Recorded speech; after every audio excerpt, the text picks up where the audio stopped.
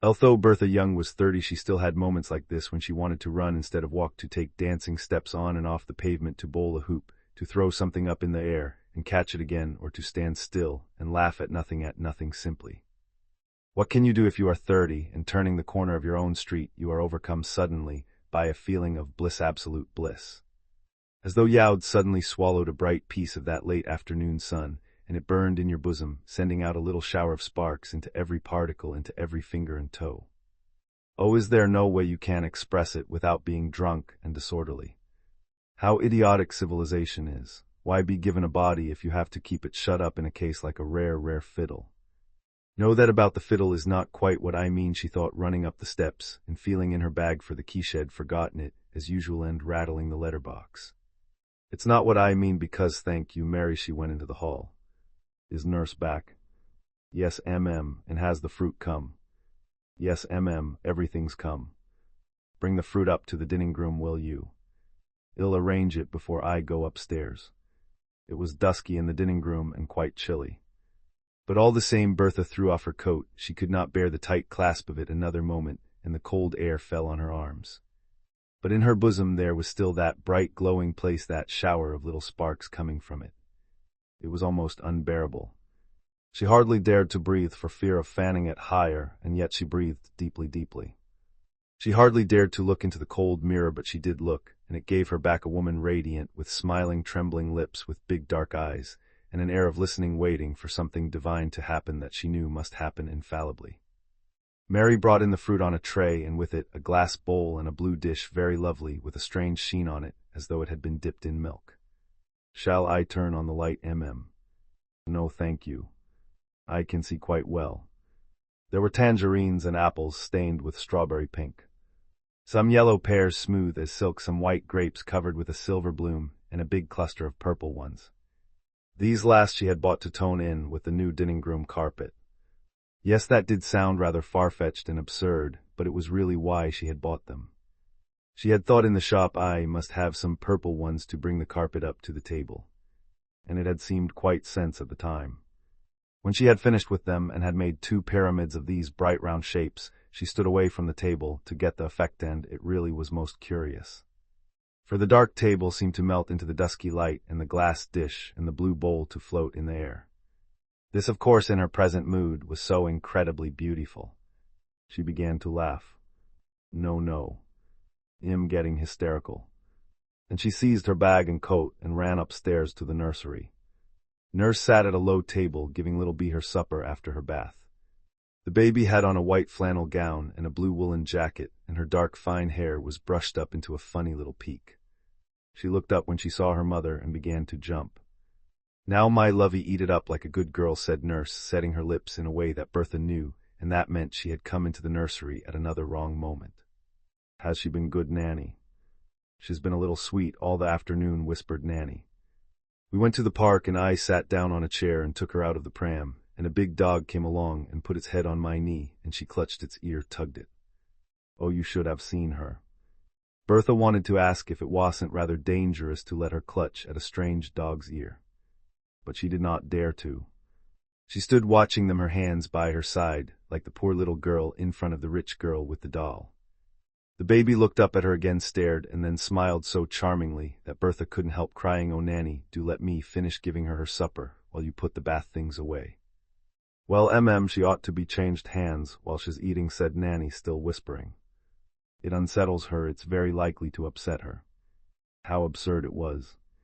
Why have a baby if it has to be kept not in a case like a rare fiddle, but in another woman's arms? Oh, I must, said she. Very offended, Nanny handed her over. Now don't excite her after her supper. You know you do, and I have such a time with her after. Thank heaven.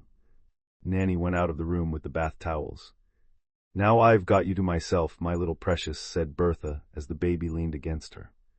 She ate delightfully, holding up her lips for the spoon and then waving her hands. Sometimes she wouldn't let the spoon go, and sometimes, just as Bertha had filled it, she waved it away to the 4 winds. When the soup was finished, Bertha turned round to the fire. You're nice, you're very nice, said she, kissing her warm baby. I'm fond of you. I like you. And indeed she loved little Bee so much her neck, as she bent forward her exquisite toes, as they shone transparent in the firelight, that all her feeling of bliss came back again, and again she didn't know how to express it, what to do with it. "You're wanted on the telephone," said Nanny, coming back in triumph and seizing her little Bee. Down she flew. It was Harry. "Oh, is that you, Burr? Look here. It'll be late. I'll take a taxi and come along as quickly as I can, but get dinner put back 10 minutes, will you?" "All right. Yes, perfectly." "Oh, Harry." "Yes."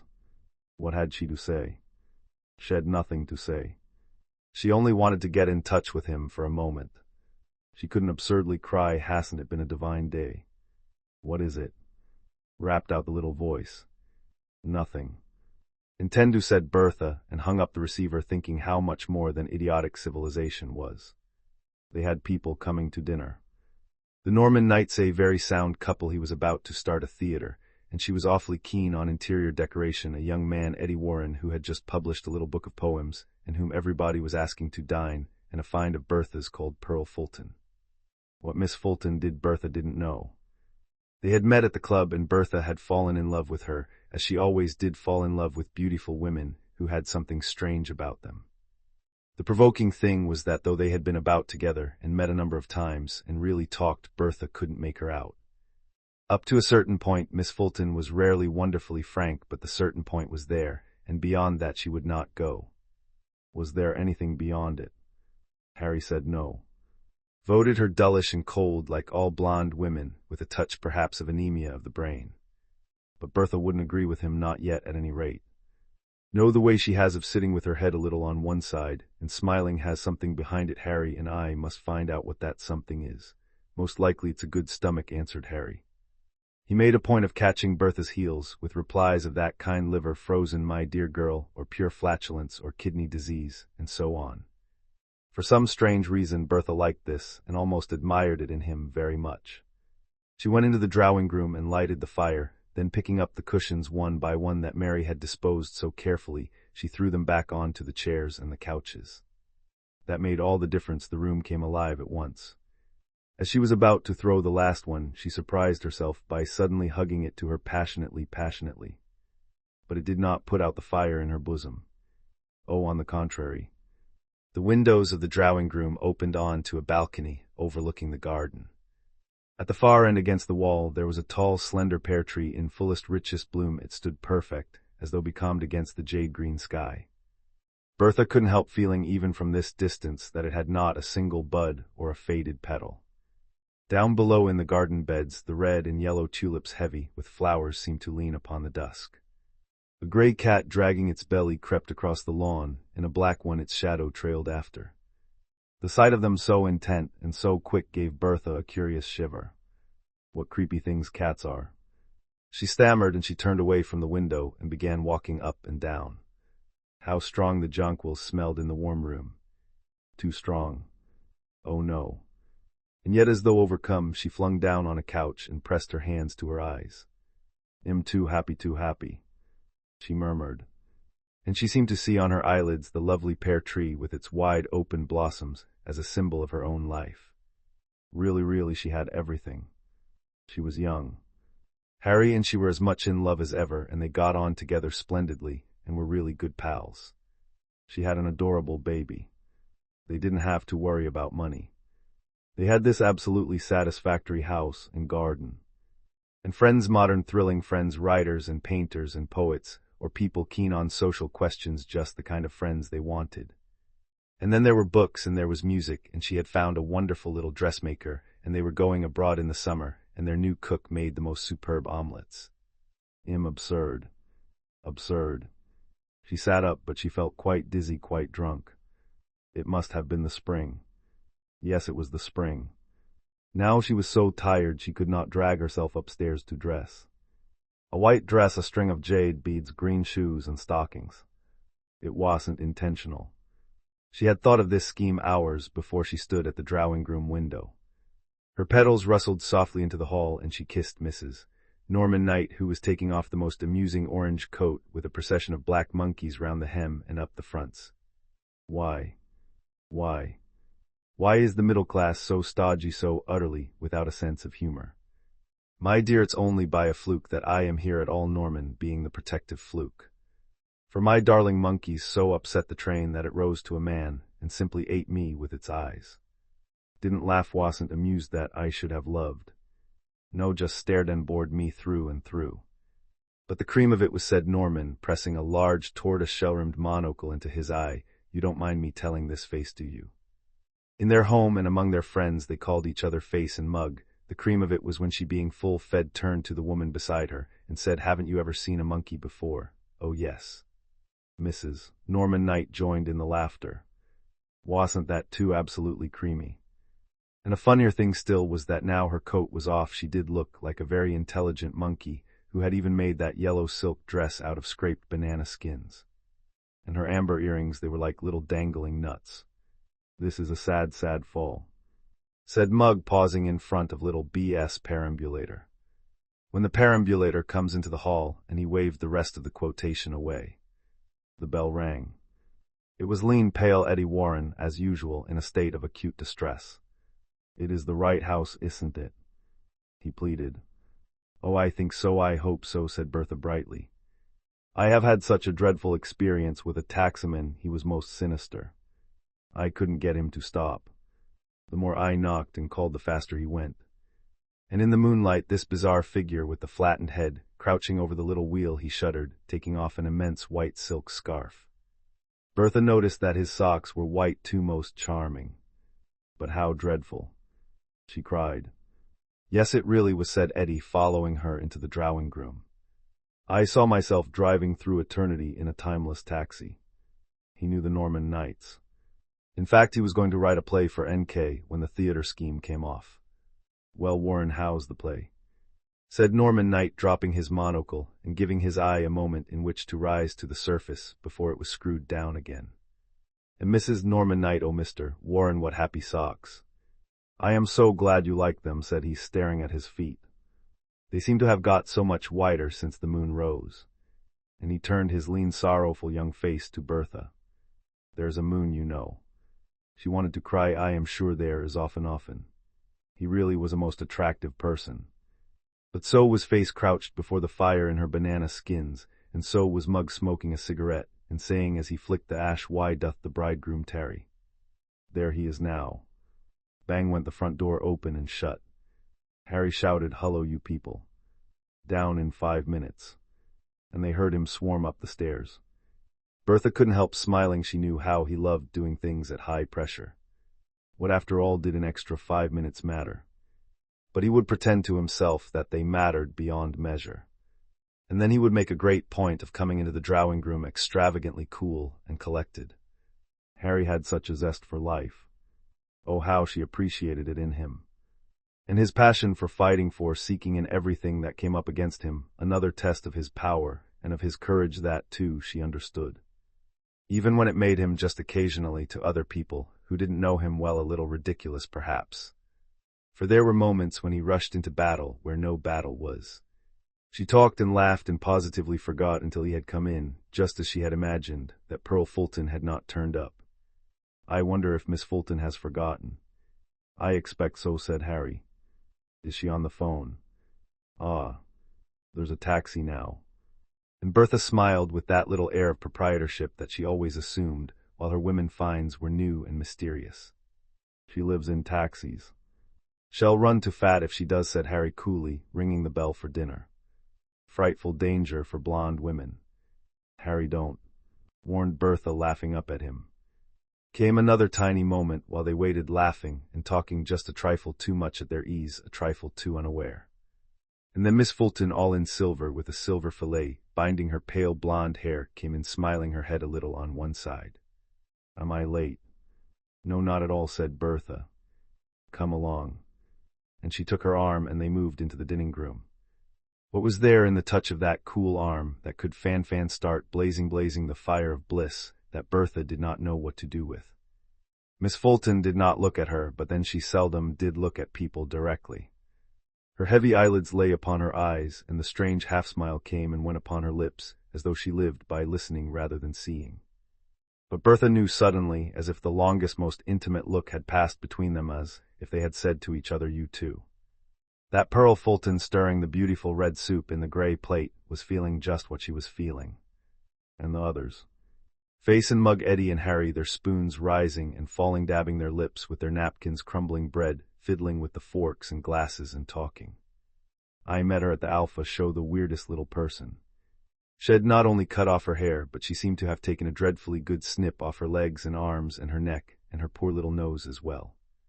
Isn't she very lié with Michael Oates, the man who wrote Love in False Teeth? He wants to write a play for me, one act. One man decides to commit suicide, gives all the reasons why he should and why he shouldn't. And just as he has made up his mind either to do it or not to do it, curtain. Not half a bad idea. What's he going to call it? Stomach trouble. I think I've come across the same idea in a little French review quite unknown in England. No, they didn't share it. They were dears, and she loved having them there at her table and giving them delicious food and wine. In fact, she longed to tell them how delightful they were and what a decorative group they made, how they seemed to set one another off, and how they reminded her of a play by T. Chekhov. Harry was enjoying his dinner.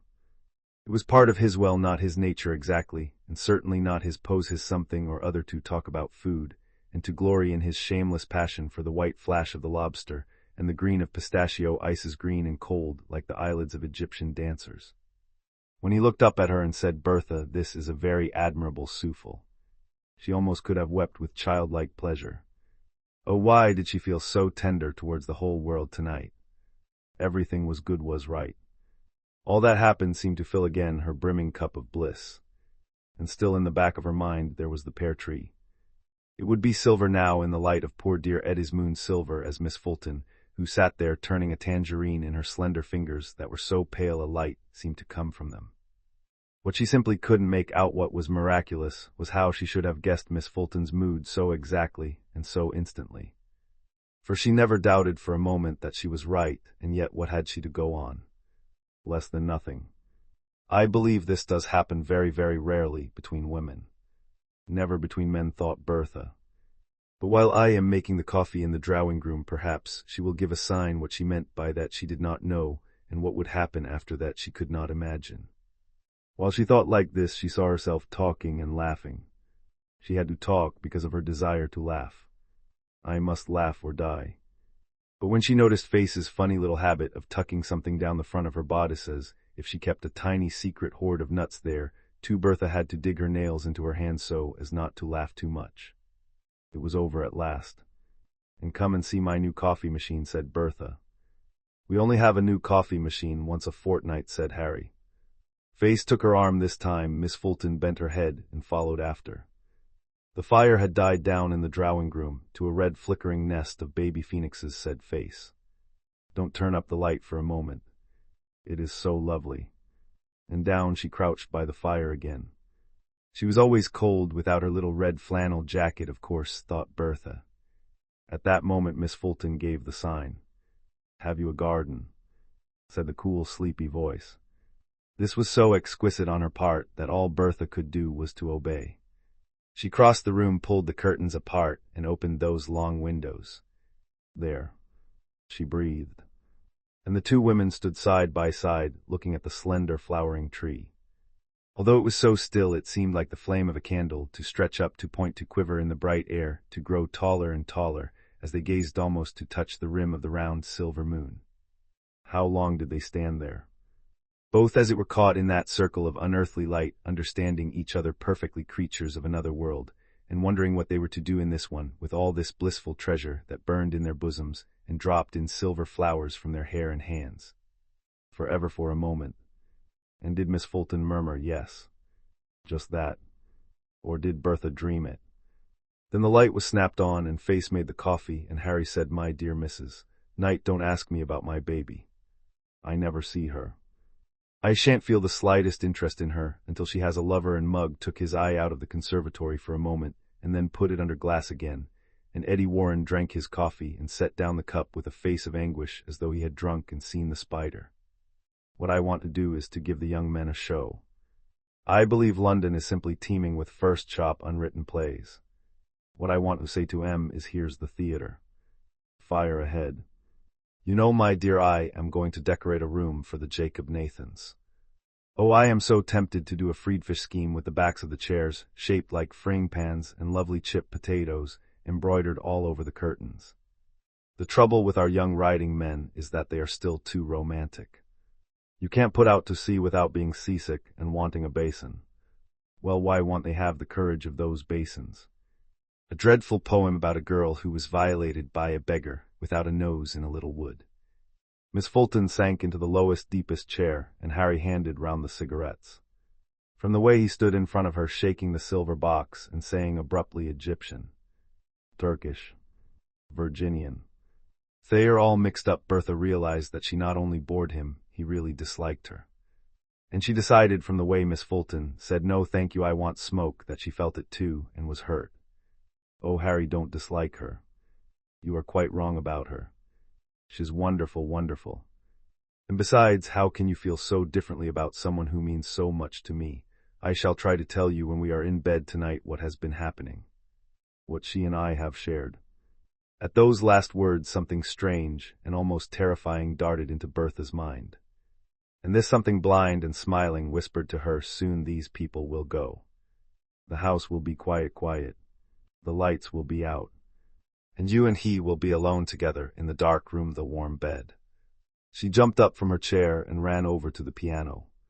What a pity someone does not play, she cried. What a pity somebody does not play. For the first time in her life, Bertha Young desired her husband. Oh, she'd loved him, she'd been in love with him, of course, in every other way, but just not in that way. And equally, of course, she'd understood that he was different.